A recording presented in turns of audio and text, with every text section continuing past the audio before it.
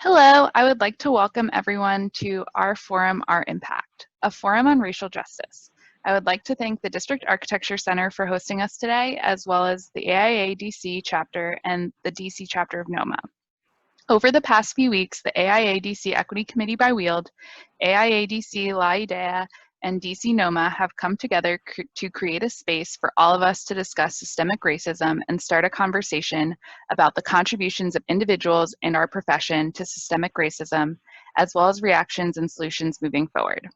Our hope is that our discussions as a group today can spark actions towards a more equitable profession. We have opened up the discussion beyond the members of our organizations to include the building industry and the general public, both in the DMV area and across the country. Thank you to all of those who are joining us today for the first time. Our hope is that this is the first of many forums hosted by other organizations and companies in the region.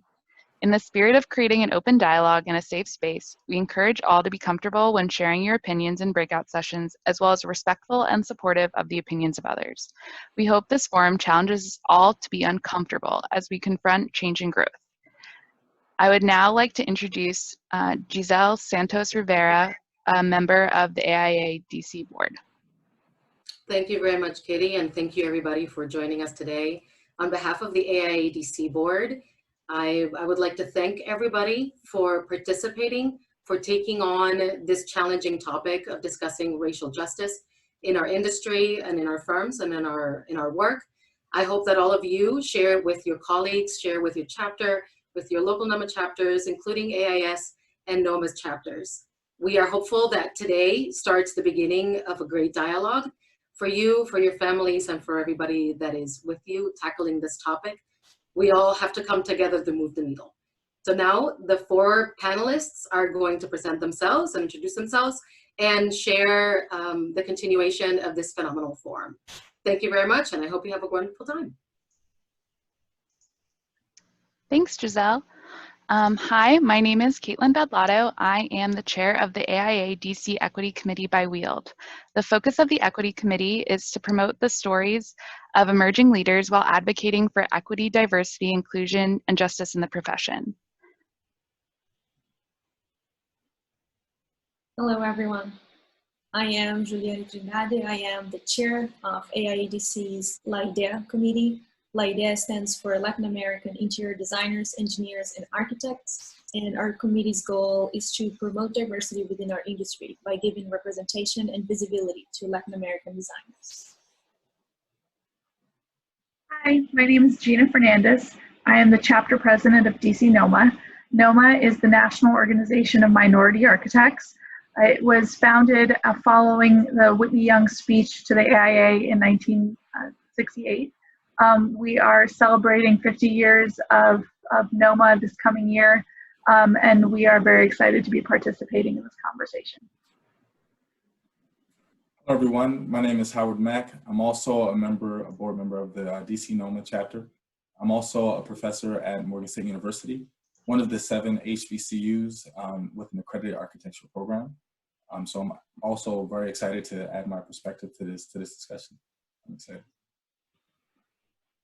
Welcome, everyone. So just as a quick overview of today's agenda, we're going to have basically 3 types of activities happening. The first one will be polling, the second one will be presentations, and the third one, a space for conversations in our breakout sessions where we hope you can deepen the conversation.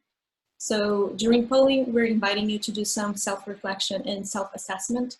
That's going to be at the start and throughout the session. For the presentations, we're going to hear from Howard Mack and Gina Fernandez from DC NOMA, talking about systemic racism, what we can do, and what's been happening within and outside the profession.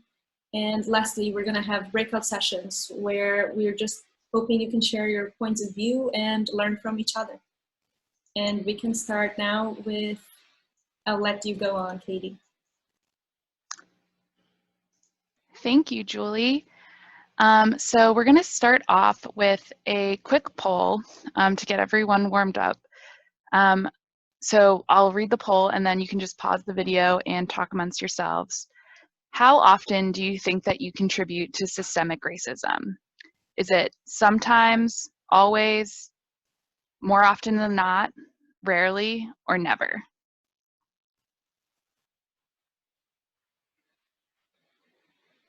Okay, welcome back. So as you can see, we have a wide array of responses, but most people feel that they fall into the sometimes and rarely position, but we do have some people who are more often than not than always. I think a great thing to look forward to is the idea of how we can shift this needle throughout the toolkit today. And now we will watch a quick video.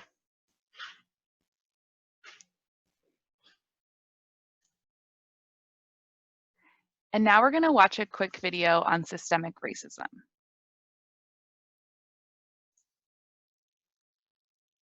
Boy who lives in a poor neighborhood. He has a friend named Kevin who lives in a wealthy neighborhood. All of Jamal's neighbors are African American, and all of Kevin's neighbors are white. Because Jamal's school district is mostly funded by property taxes, his school is not very well funded. His classrooms are overcrowded, his teachers are underpaid, and he doesn't have access to high-quality tutors or extracurricular activities. Kevin's school district is also funded by property taxes, so his school is very well funded. His classrooms are never crowded, his teachers are very well paid, and he has access to high-quality tutors and lots of extracurricular activities. Kevin and Jamal live only a few streets away from each other. So how come they're growing up in such different worlds with such different opportunities for success? The answer has to do with America's history of systemic racism. To understand it better, let's look at what life was like for Kevin and Jamal's grandparents. Decades after the Civil War, many government agencies started to draw maps dividing cities into sections that were either desirable or undesirable for investment. This practice was called redlining, and it usually blocked off entire black neighborhoods from access to private and public investment. Banks and insurance companies used these maps for decades to deny black people loans and other services based purely on race. Historically speaking, owning a home and getting a college education is the easiest way for an American family to build wealth. But when Jamal's grandparents wanted to buy a house, the banks refused because they lived in a neighborhood that was redlined. So Jamal's grandparents were not able to buy a home, and because colleges could prevent them from attending through legal segregation, their options for higher education were really scarce. Kevin's grandparents, on the other hand, got a low-interest loan to buy their first house and got accepted into a handful of top universities, which traditionally only accepted white students. This opened up a wealth of opportunities that they were able to pass on to their kids and grandkids. Even as late as the 1980s, an investigation into the Atlanta real estate market showed that banks were more willing to lend to low-income white families than to middle or upper-income African-American families. As a result, today, for every $100 of wealth held by a white family, black families have $5.04. A 2017 study confirms that redlining is still affecting home values in major cities like Chicago today. This explains how Kevin and Jamal inherited vastly different circumstances. Unfortunately, the story doesn't end there. A big part of systemic racism is implicit bias. These are prejudices in society that people are not aware that they have. Let's go back to Kevin and Jamal.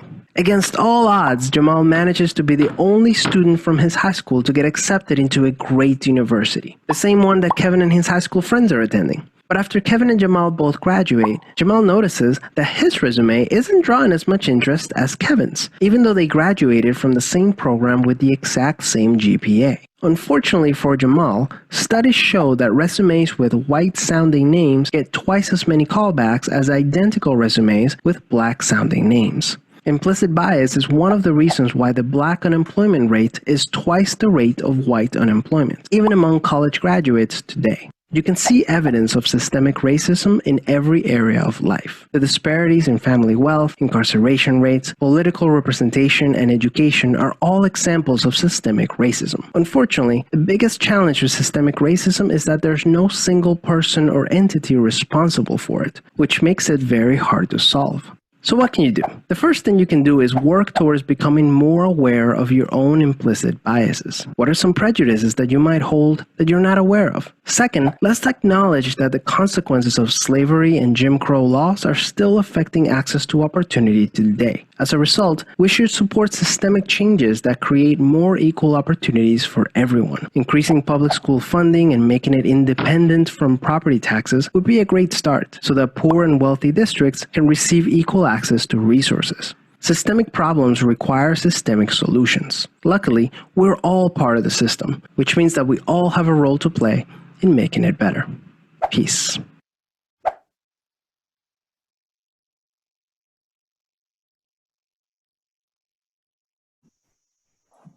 All right, so we just had a video that taught us a bit about systemic racism and how it was established in this country. But now let's look a little bit deeper into systemic racism. We all know that looking at this slide here that we did not create systemic racism. It existed before all of us were born, right? But that doesn't mean that we don't contribute to systemic racism. It also doesn't mean that we can't take actions today that do sustain systemic racism. And if we really want to make change to the system, we need to first start looking at the change within ourselves to find out how we function within the system of systemic racism, then also how we can do things differently to change that system. So when we look at this graphic, this is very indicative of the situation. We all want change. If I were to ask you today, how many of you want change? I think we could agree that we all want change. All of our hands would go in the air. But now the question becomes, how many actually want to change? And so for this specific problem, if we want to promote change, we need to first look at how do we change ourselves. So let's go to the next slide. So we're going to use a very well-known and more recent example to really go through the levels of systemic racism. We saw from the video that all the different forces that go into systemic racism, but now we're going to look at how systemic racism is collectivized and continued through groups of people and how individuals work within that group. And we're going to look specifically at the George Floyd murder, because whether you know it or not, the George Floyd murder is indicative of how systemic racism happens. It's a very extreme example. And so for that reason, we're not going to show the actual video, but hopefully you are familiar with the occurrence that happened in late May. And if you're not, we would just ask that you familiarize yourself with that. So as we go through the actual content, we're not going to look at the graphic portion of it, but we will reflect on the things that we all know from what was a very memorable and iconic video for a number of sad reasons. So if we can go to the next slide. So first, we have overt and acknowledged racism. This is the racism that we can see from a mile away. This is when someone says very racist things, do very openly racist acts. And the example of it in the video is Derek Chauvin with his knee on the neck of George Floyd with added pressure, right? And we know that it was intentional. It was an intentional hate-filled action. There was an obvious display of disdain or disregard for another person. And then the act was openly committed, and there was no desire to conceal the act. So we can go to slide number 2. And so this is overt and unacknowledged racism, where we also see happen a lot. And this example was also displayed in that very same video. This is when Derek Chauvin had the dumbfounded expression to the crowd when they questioned him. His knee was on George Floyd's neck. And people asked him, what are you doing? Why are you not getting off of him? And I don't know if you're familiar with the video, but he had a look the crowd like, what are you talking about? What's the problem?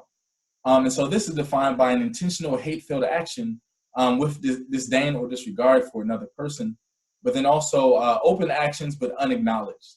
No desire to conceal the action, but instead looking for ways to explain it away or justify the action. All right, next slide, please. And so the third example is indirect but hidden racism. And when you look at the video, initially when the video came out, we only saw Derek Chauvin. We saw the overt act. And then when other videos came out, we then saw that behind the car with George Floyd on the floor, on the ground, and Derek Chauvin's knee on his neck, we saw later through second video that there were 2 officers behind the car, behind the scenes basically, aiding Derek Chauvin in this. And this is very indicative of how things may happen today. So the example, again, is the 2 officers behind the car on top of George Floyd. And this is many times a disguised action that create or furthers the problem.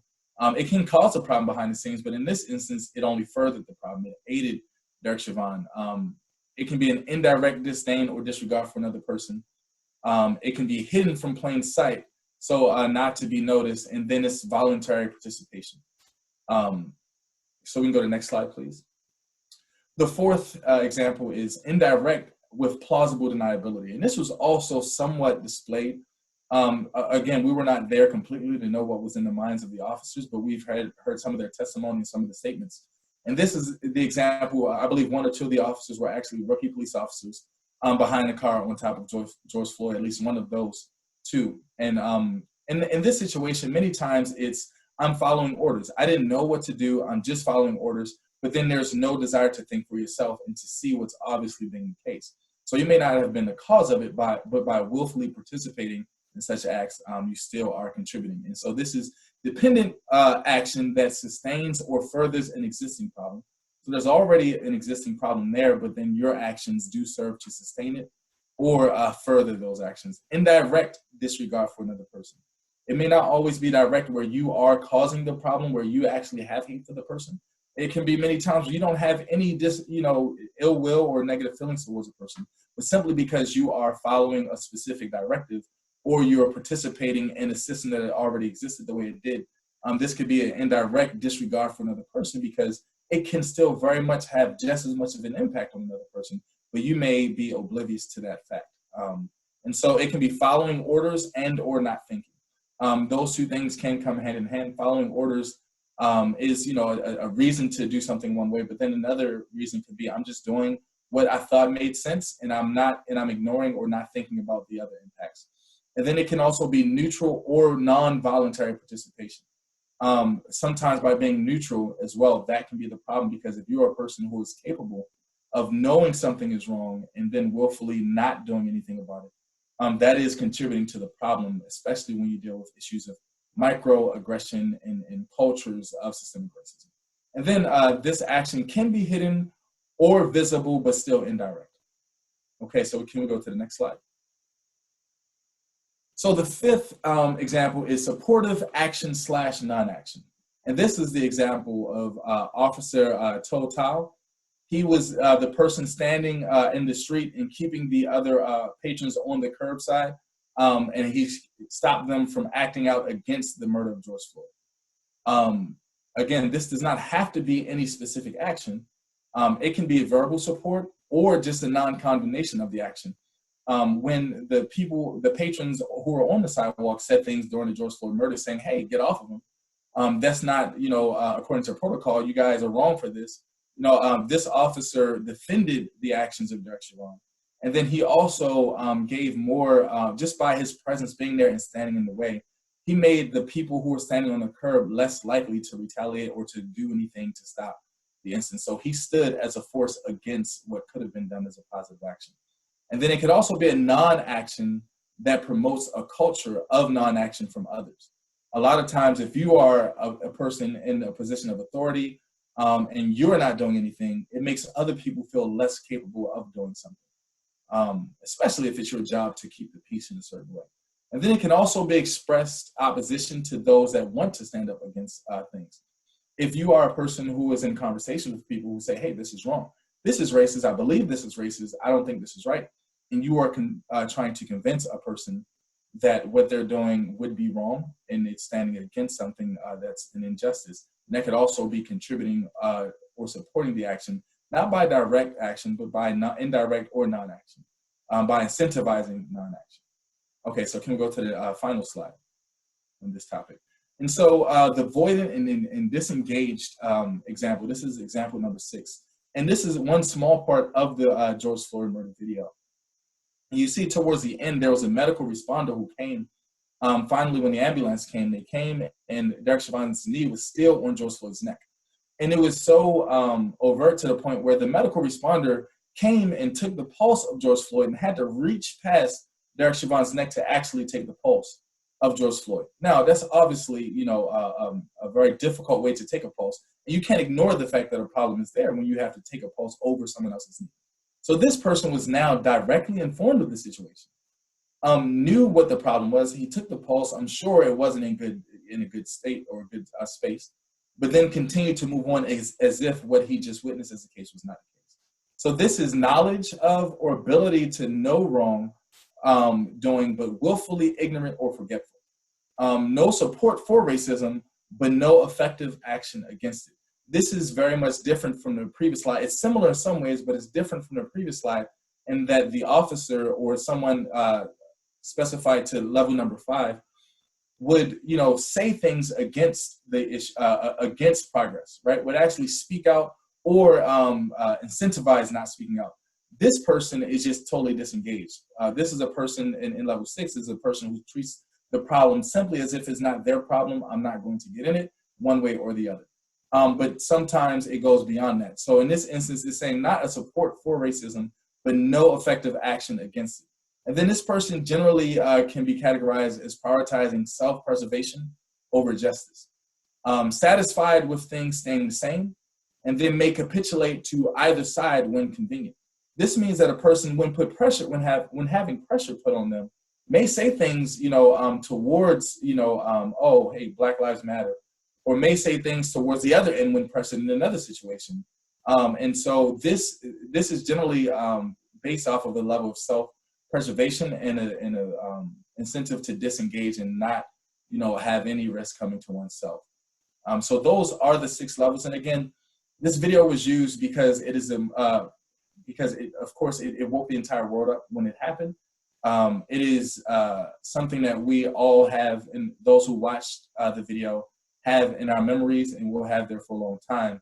And it is very relevant. And it also just exemplifies how, and not only with this instance, but so many others that we see videos of or things that happen, that the reason why systemic racism is allowed to continue is because, number one, there's advantage in it. And number 2, there's acceptance in it. And the moment that stops is the moment that we can really make real change. And when you look at all the instances that we find where systemic racism was apparent, it's never really one individual. It's the individual, and it's the people and the groups of people around the individual that allow those things to go on, that all contribute to systemic racism. So those are the 6 levels. And so let's go to the next slide. And so this is, again, defining systemic racism.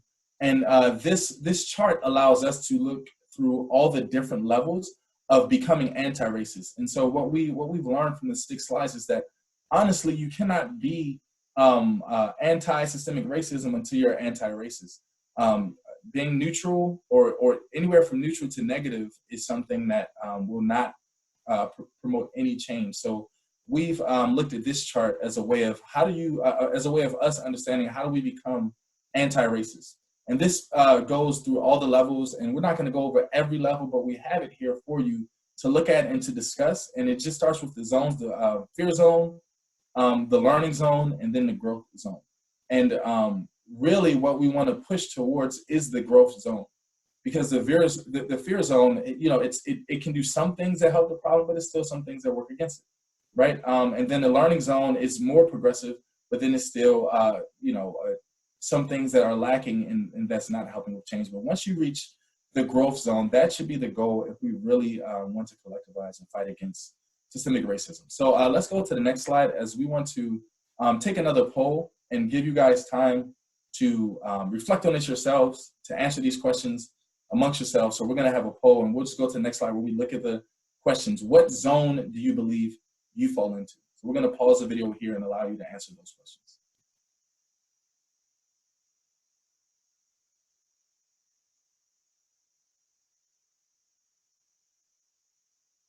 All right, so hopefully you were able to have a poll to ask and answer that question. We're just going to go over our results. We see that when we ask what zone do you fall into, we see that many people are in the learning and growth zone. That's the largest group.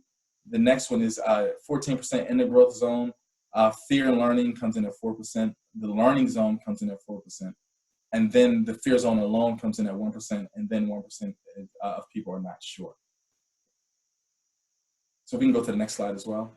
And so these are the next questions that we would like for you to discuss as a group. And we want you to have your own pause again to discuss these things. And I'm going to go over the questions again before we pause for you. And first, we want everyone to introduce yourselves so you can get to know one another, and then feel comfortable. We want this to be a comfortable space for you where you can actually talk back and forth on these topics and actually really delve into the specifics of it. And then we'll go back to what zone do you fall into on a graphic. And then as a second question, and then the third question is, 2 months ago, were you aware of systemic racism in the US? And then if not, what event or moment caused you to become aware? Which is a very important question as we want to educate others on systemic racism. Figuring out how we were educated is many times the best way to educate others. So if we could all pause again to discuss these topics, and we will come back after.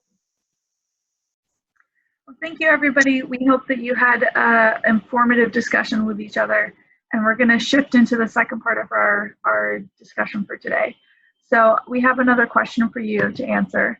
Pause the video and answer amongst yourselves, sharing or not, on a scale of 1 to 10, how do you think your firm, place of work, or institution has responded to recent events? 1 being no response, 10 being the best response ever. pause the video now.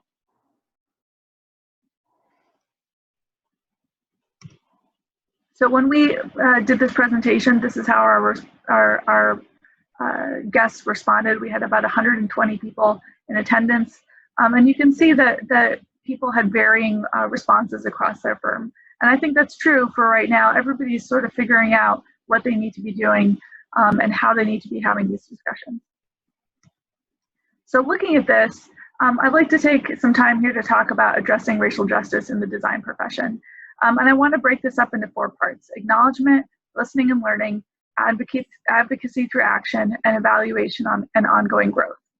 But before I do that, I want to acknowledge that there are 2 different parts of a firm. There's the professional practice side and the design practice.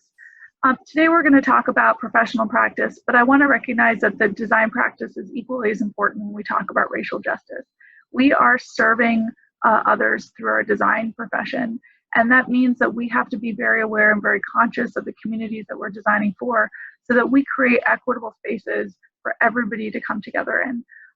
However, and again, that's a conversation all of you should have at a different time. Today we're going to talk about the professional practice and what's happening in your firm or institution. So the first part is acknowledgement.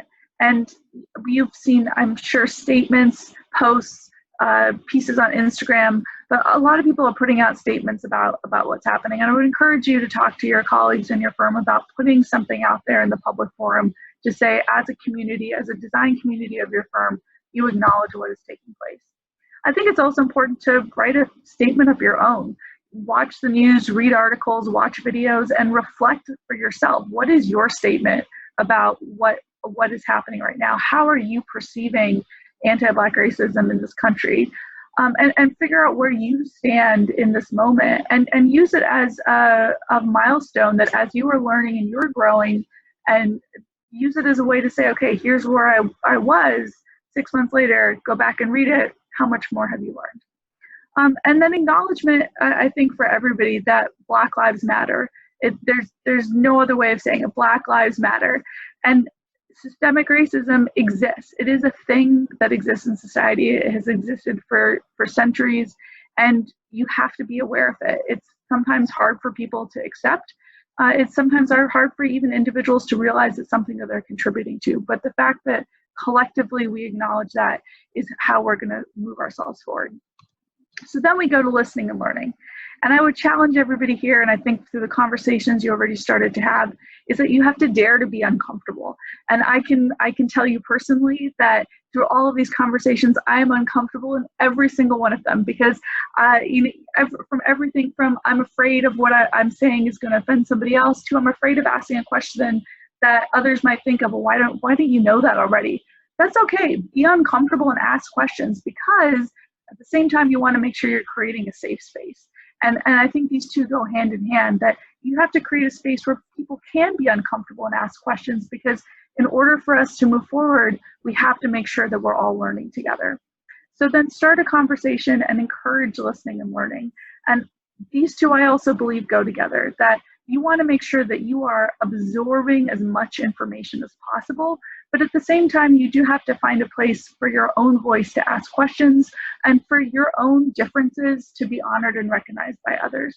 So it, again, works hand in hand. There's no one or the other. You've got to be doing both to make it work.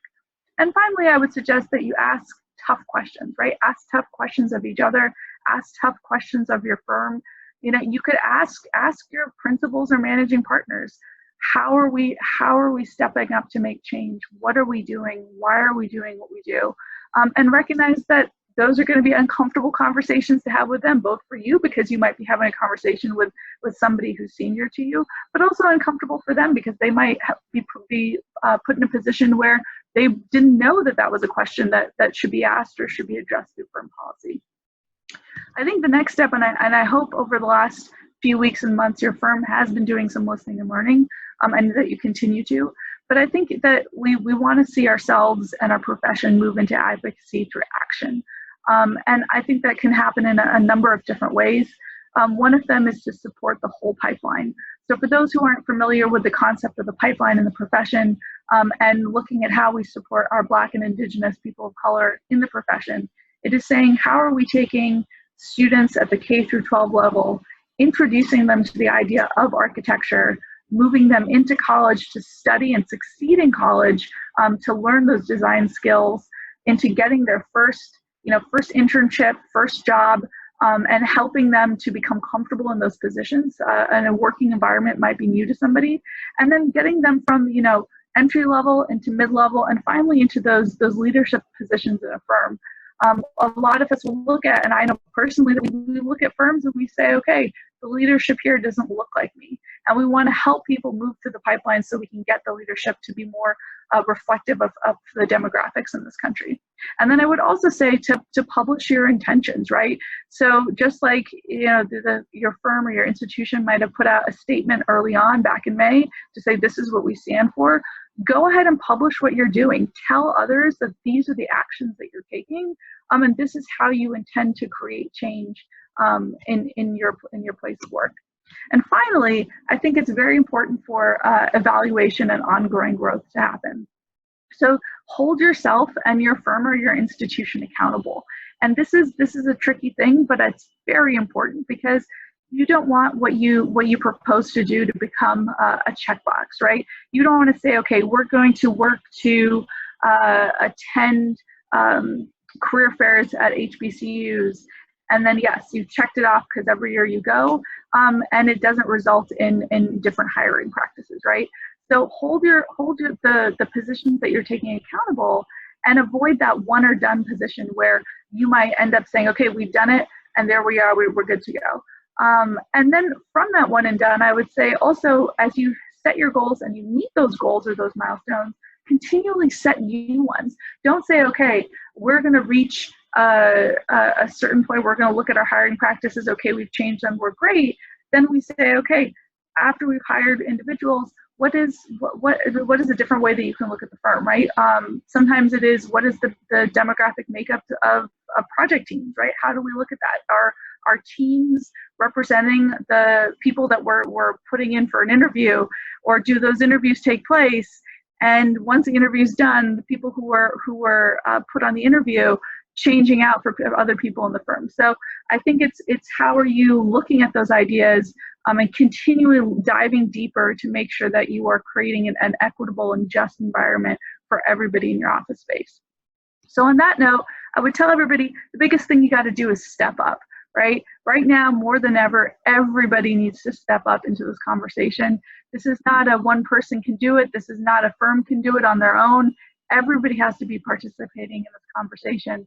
And this is where it's up to you. You might feel, okay, I'm uncomfortable, I don't know what to do. That's fine, so is everybody else, so am I. Step into these conversations and have them. So from here, I would suggest that you pause the video and discuss the following questions. What steps can we take to break down systemic racism within our firms and institutions? What steps can you take? What can you do in your firm on a daily basis, or as you're helping your firm move forward? What actions have our firms or institutions taken that we're proud of? What should be celebrated that is already being done? I think it's really important. And what do you think your firm or institution should be doing in addition to what they might already be doing? What do you think your professional organization should be doing? And all of us come from different professional organizations. It works in tandem with how we go to work every day. So how are you holding your professional organization accountable just as you would your firm? So take some time to pause the video and discuss.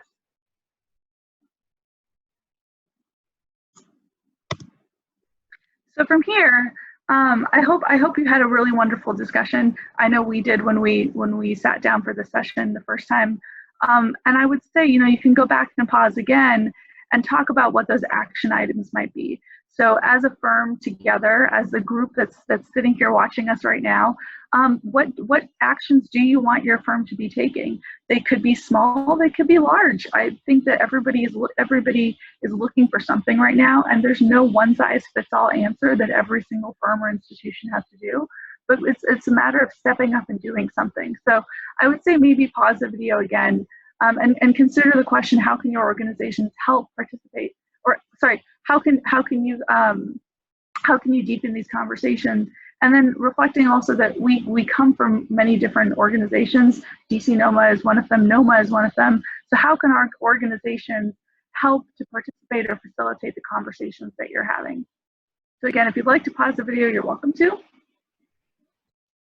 And if not, we'll keep. So maybe pause one more time. I got a lot of pauses in here. Take another minute to pause and reflect on your experiences today. And maybe everybody write down a word, whether if you're comfortable sharing with the group or not, write down one word that describes the experience you had today. So hit pause, write it down.